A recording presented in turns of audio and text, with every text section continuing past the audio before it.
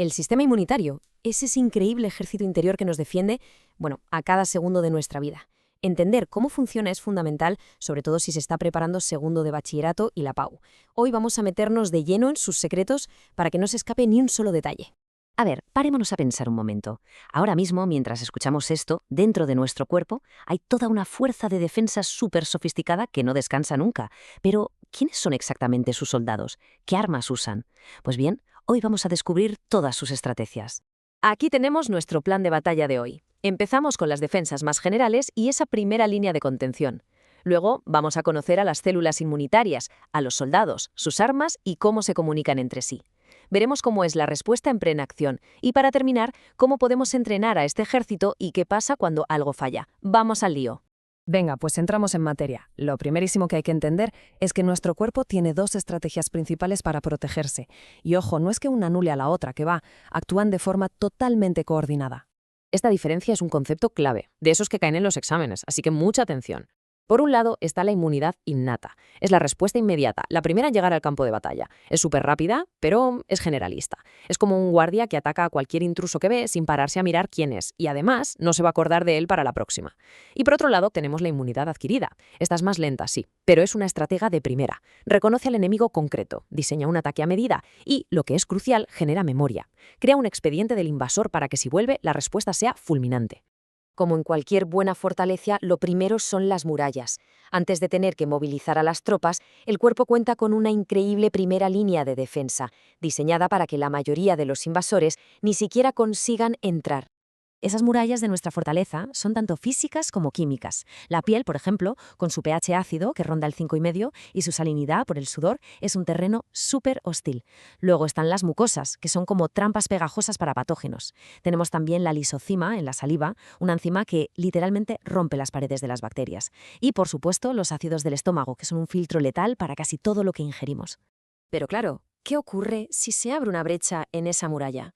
Pues que ha llegado el momento. Es la señal para que las tropas celulares, los soldados que patrullan constantemente, entren en combate y neutralicen al enemigo.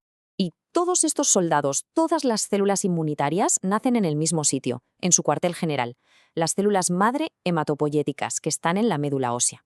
A partir de ahí se especializan y se alistan en dos grandes linajes, la serie mieloide, que son los de respuesta rápida, y la serie linfoide, que vendrían a ser las fuerzas especiales. Las células de la serie mieloide son las que responden al instante. Pensemos en los neutrófilos y los macrófagos como la infantería de choque y los equipos de limpieza del campo de batalla.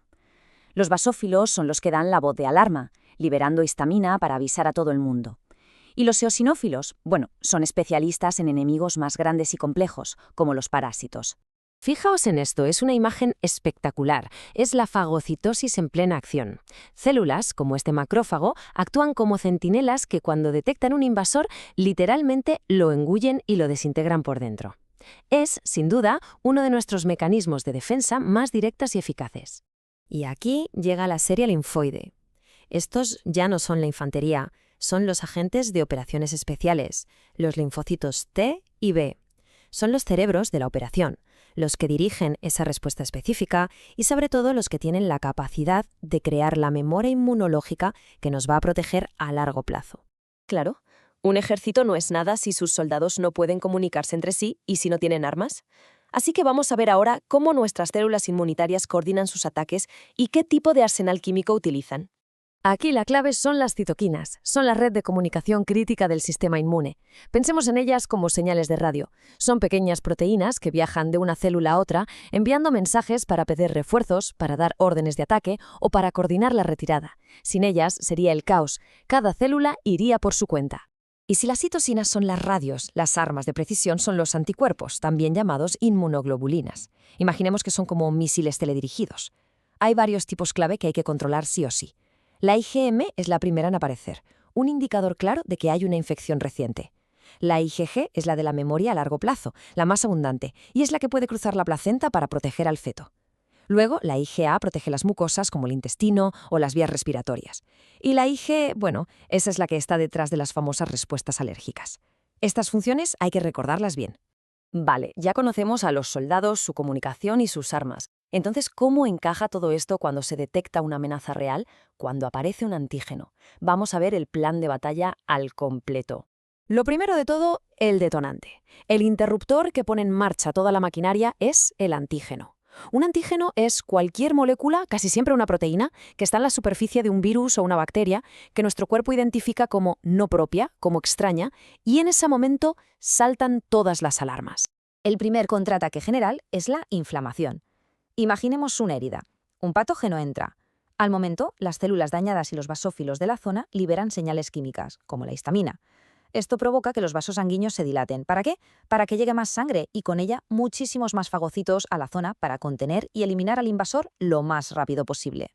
Una vez que esa primera oleada de la inflamación ha contenido el ataque inicial, se activan las fuerzas especiales. Llega la respuesta adaptativa.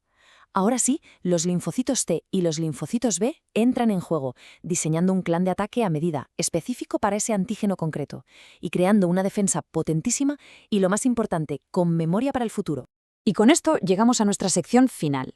Vamos a ver cómo podemos entrenar a este sistema tan complejo y qué es lo que ocurre cuando, por desgracia, falla. Aquí de nuevo otro punto crucial, la diferencia entre inmunidad activa y pasiva. La activa es cuando nuestro propio cuerpo aprende a luchar. Esto pasa cuando superamos una infección o mediante una vacuna. El sistema trabaja, crea sus propias defensas y sobre todo genera memoria. En cambio, la inmunidad pasiva es como un préstamo temporal de defensas. Por ejemplo, los anticuerpos que un bebé recibe de la madre a través de la placenta o la leche. Le protegen, pero su cuerpo no ha aprendido a fabricarlos. Esta frase lo resume todo a la perfección. Las vacunas son como un simulacro de entrenamiento para el ejército inmunitario. Lo que se hace es presentarle al sistema una versión inofensiva del enemigo o una parte de él, para que el sistema lo pueda estudiar, aprender a combatirlo y generar esas células de memoria tan valiosas. Todo esto, por supuesto, sin pasar por el riesgo que supone la enfermedad real. Pero a veces el sistema puede debilitarse. Es lo que se conoce como una inmunodeficiencia. Significa que nuestra capacidad de defensa está comprometida, que no funciona al 100%. Puede ser algo congénito, es decir, de nacimiento, o puede ser adquirida a lo largo de la vida por diferentes causas. Muy bien, pues para repasar y de cara al examen, sí hay que quedarse con lo más esencial que sea esto, la diferencia fundamental entre la respuesta innata y la adquirida, entender bien qué es el mecanismo de la fagocitosis, las funciones de las principales inmunoglobulinas, sobre todo IgG e IgM, las fases de la inflamación y, por supuesto, saber distinguir perfectamente entre inmunización activa y pasiva. Todo este recorrido nos deja claro lo increíblemente complejas y potentes que son nuestras defensas internas y nos deja también con una última reflexión.